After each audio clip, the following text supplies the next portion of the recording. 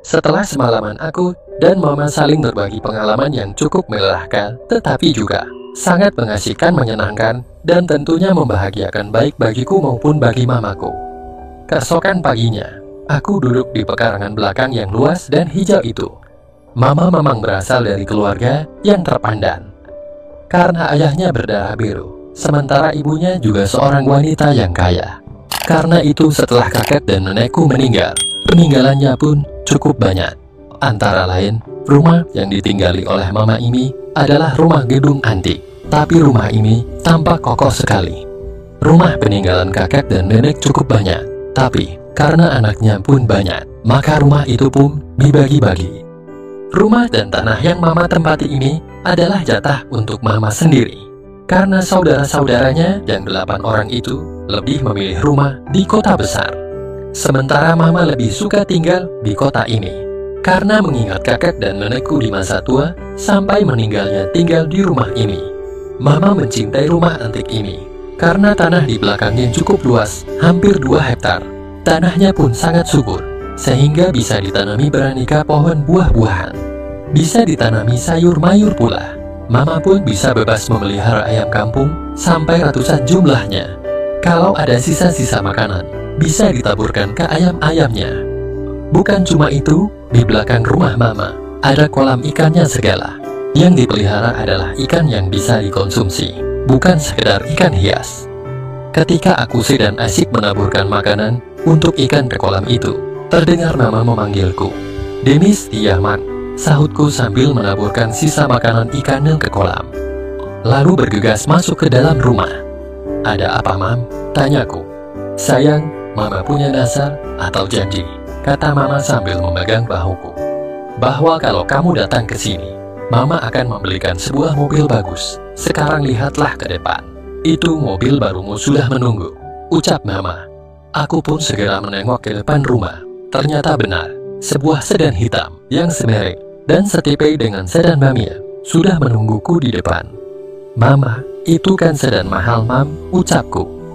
"Iya sayang," sahut mama sambil membimbingku berjalan ke perkarangan depan.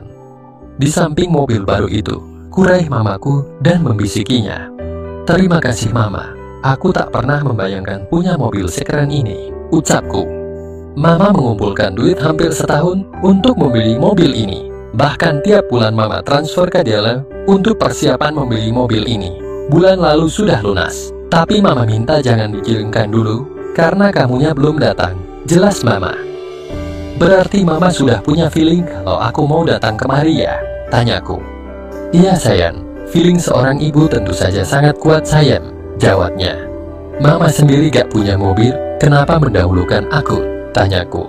"Kalau mama punya mobil, harus gaji sopir dan sebagainya. Mama kan gak bisa nyetir, gak ngerti mesin dan sebagainya. Nanti malah diakali aja terus sama sopir. Makanya mama mengutamakan kamu, supaya kamu tampil lebih beda nanti." "Kamu sudah punya SIM kam?" tanyanya. "Ada mam, SIM motor punya, SIM mobil juga punya. Kalau di rumah suka pakai mobil papa, ayo kita coba mobilnya sekarang mam," ajakku. "Iya ayolah," mama mengangguk sambil tersenyum ceria.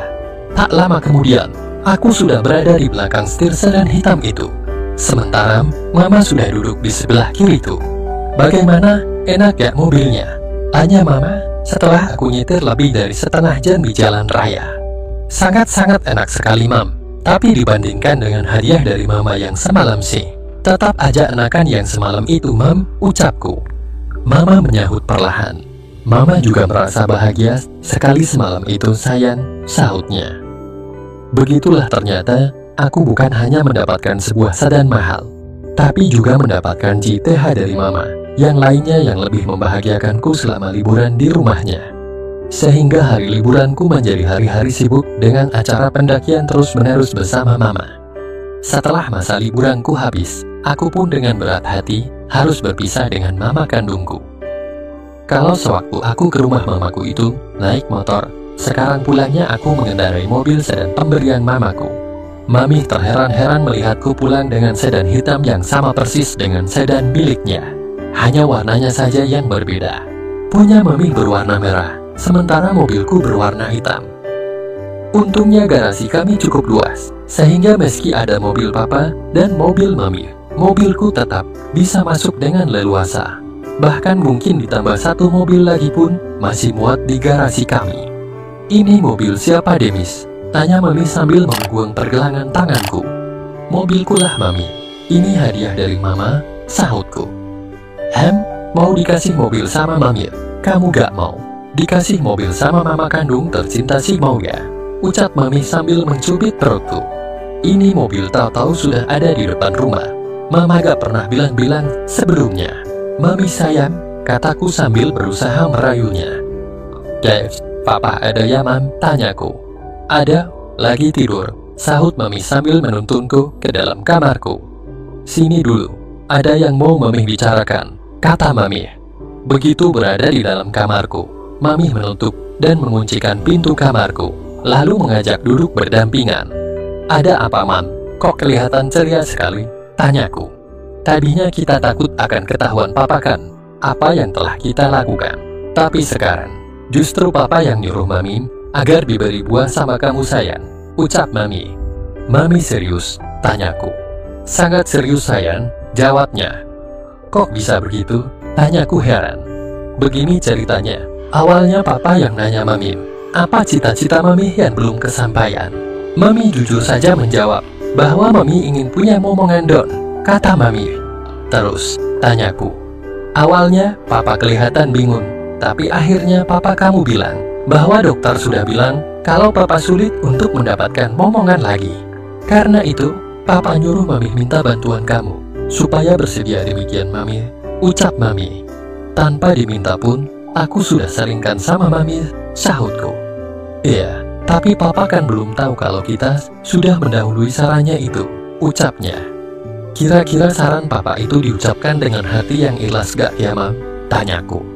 Sangat bersemangat, bukan lagi ikhlas lagi, malah dia sudah gak sabaran. Nyuruh mami telepon kamu supaya cepat pulang. Tapi mami kan kasihan, karena kamu sedang menjumpai ibu kandungmu yang sudah 9 tahun tidak berjumpa. Makanya mami minta papa bersabar menunggu sampai kamu pulang tanpa diburu-buru. Jelas mami ya. Aku cuma mengangguk-angguk dengan perasaan masih bingung dengan kabar baik itu. Nah itu kedengarannya papa sudah bangun, dan kalau ditanya, bilang saja kita belum pernah ngapa-ngapain ya. Tapi setelah ada restu dari papa, kita bisa melaksanakannya sesuka hati kapan dan dimanapun. Bahkan pada waktu ada papa di rumah pun, kita masih bisa. Gimana? Kamu senang? Ucap mami. Senang sekali, mam. Baiklah aku mau mandi dulu ya, mami, ucapku. Iya, cepetan membiulnya, karena papa nanti sore akan terbang keluar kota. Jadi kita bebas mau melakukan apapun, ucap mami. Iya, mam, sahutku. Nanti papa pasti manggil kamu sayang, ucapnya. Iya, mang, sahutku sambil melangkah masuk ke dalam kamar mambiul. Saat aku mambiul, terawanganku melayang-layang tak menentu tentang mamah yang begitu menyayangiku, sehingga apapun yang kuinginkan selalu dikabulkannya, termasuk memberikan mobil dan miliknya yang paling berharga yang selama ini dijaganya. Juga tentang berita yang barusan ku dengar dari mamis tentang keinginan papa yang terasa aneh bagiku. Setelah mambil, aku keluar dari kamar mambil. Ternyata papa sudah berada di dalam kamarku, sedang duduk di sofa. Bagaimana keadaan mamamu, Demis? Sehat? Tanya papa. Sehat, pak. Malah jadi lebih gemuk daripada dahulu, jawabku. Syukurlah, kalau sehat sih. Sini sebentar, Denis. Papa mau ngomong sebentar, ucapnya. Iya, pak. Sebentar aku ganti biju dulu, sahutku sambil buru-buru mengenakan biju dan celam dua diamaku. Kemudian menyisir sebentar dan melangkah ke arah sofa yang sedang diduduki oleh papa. Setelah mencium tangan papa, aku pun duduk di sampingnya. Kamu dibeli mobil mahal sama mamamu? Tanyanya. Iya, mobil itu tahu-tahu sudah ada di depan rumah mama. Katanya sih mama punya janji untuk menghadiahkan mobil itu kalau aku datang menjumpainya, jawabku. Ya syukurlah, kalau bisa membelikan mobil mahal begitu. Berarti mamamu tidak kekurangan setelah hidup sendiri, ucapnya. Papa lalu terdiam sejenak, lalu berkata sambil memegang bahuku. Oh iya, papa mau minta tolong sama kamu, Demis. Minta tolong apa, pak? Tanyaku. kamu kan sudah 18 tahun. Mami kamu itu pengen punya keturunan. Sedangkan papa sudah diperiksa ke dokter. Hasilnya sangat mengecewakan. Jadi takkan bisa memberi buah lagi, ucapnya. Papa terdiam lagi sesaat, lalu melanjutkan dengan suara setengah berbisik. Papa takut kalau keinginan mami tidak tercapai, lama-lama bisa minta cerai nanti sama papa. Iya Pak, seorang wanita yang sudah bersuami tentu saja punya keinginan menjadi seorang ibu, sahutku. Nah kamu kan sudah jadi mahasiswa, tentu kamu bisa menganalisa keadaan ini. Jadi setelah papa pikirkan matang-matang, papa hanya punya satu tumpuan harapan, yakni dirimu Demis, ucapnya. Apa yang bisa kulakukan untuk membantu papa? Tanyaku.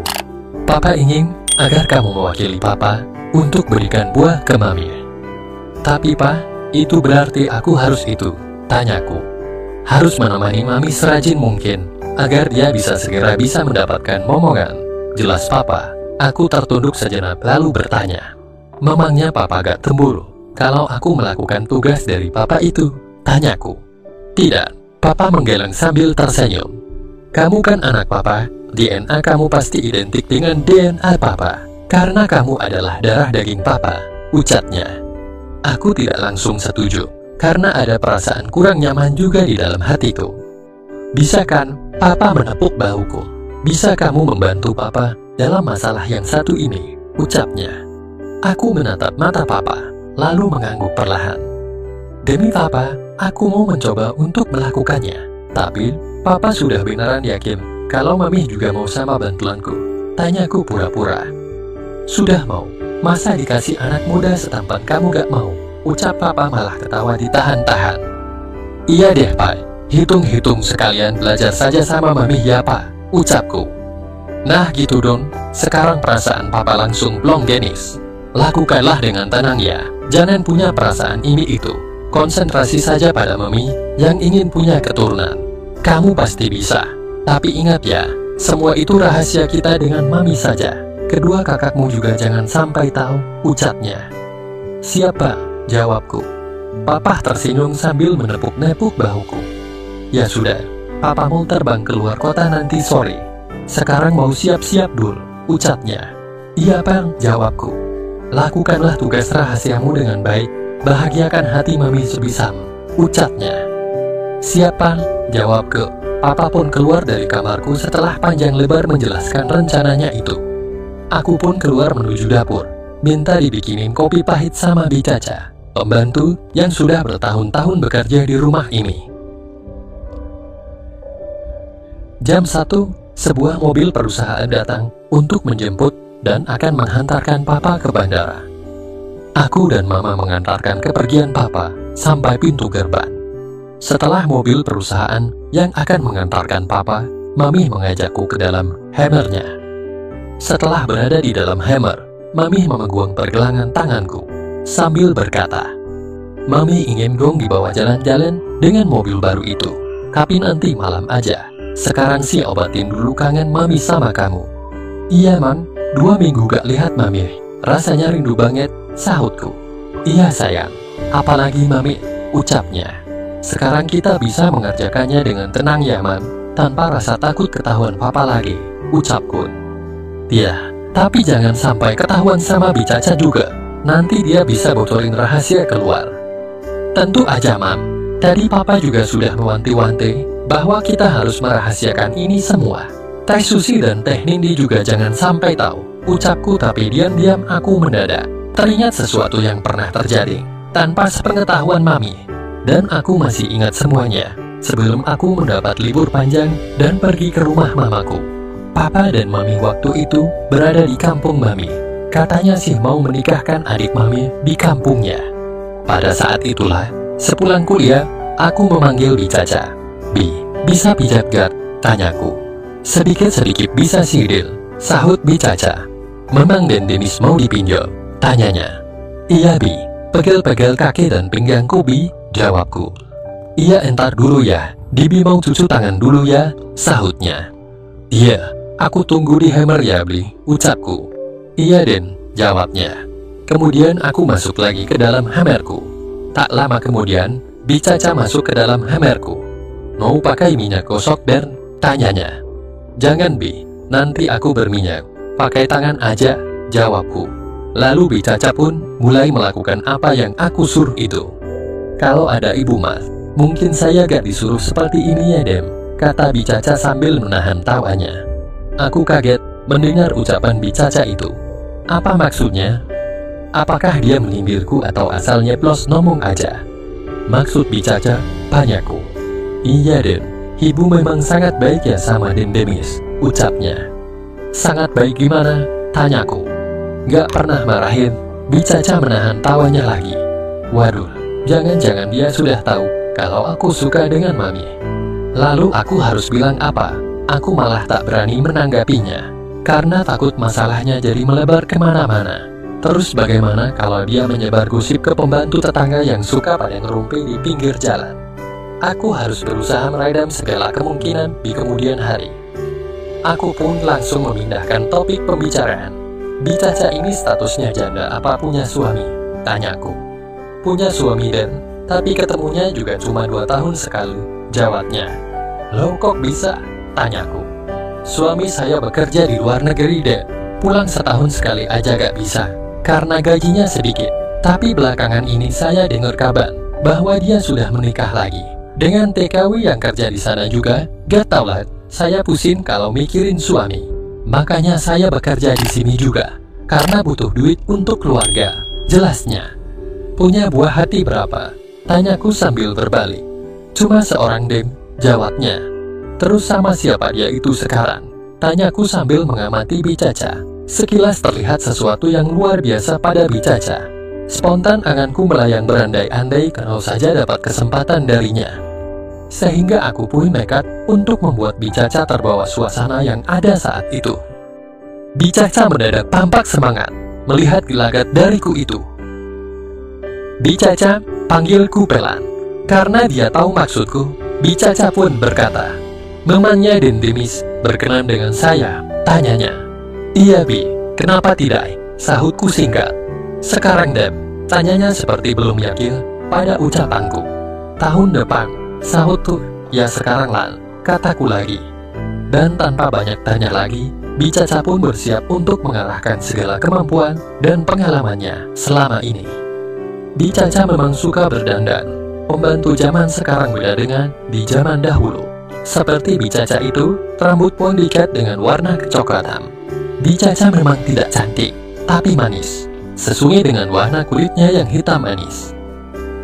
Tapi jujur, baru kali ini aku memperhatikan beberapa kelebihannya itu. Bi Caca tak kelihatan ragu lagi setelah tahu dengan keseriusanku. Awalnya semua itu aku lakukan untuk membuat Bi Caca menjaga rahasia antara aku dan Mami. Tetapi setelah semuanya berjalan, aku memang terbawa suasana juga, sehingga aku pun dengan penuh semangat mengikuti perjalanan Bi Caca untuk menuju puncak dan indah itu. Aku merasa seolah bermimpi, karena mengalami hal yang tak pernah aku bayangkan sebelumnya ini. Dan ternyata Bi Caca sangat pintar membuatku senang, sehingga tidak hanya sekali saja semuanya itu terjadi. Bahkan keesokan paginya, sebelum Bi Caca keluar dari hamerku, aku memintanya sekali lagi. Mungkin inilah petualanganku yang paling nyeleneh, tapi sangat indah buatku kenang pada hari-hari berikutnya. Kok malah melamun? Tegur Mami membuyarkan terawangan tentang segala yang telah terjadi antara Bi Caca dengan diriku itu. Bahwa beberapa hari sebelum aku berangkat ke rumah Mama, aku sempat berpetualang dengan Bi Caca. Dan kini di depan mataku, Mami sudah dalam keadaan siap untuk menjalankan semua rencana yang telah diaturnya bersama papaku. Dan beberapa saat kemudian, aku sudah kembali saling membantu mengayuh dayung untuk secepatnya sampai di tengah lautan nan indah. Dengan segenap perasaanku tentunya, karena kali ini ada tujuan penting, agar aku bisa membantu Mami mendapatkan impiannya. Apakah berhasil aku menjalankan tugas besar yang diberikan oleh papaku?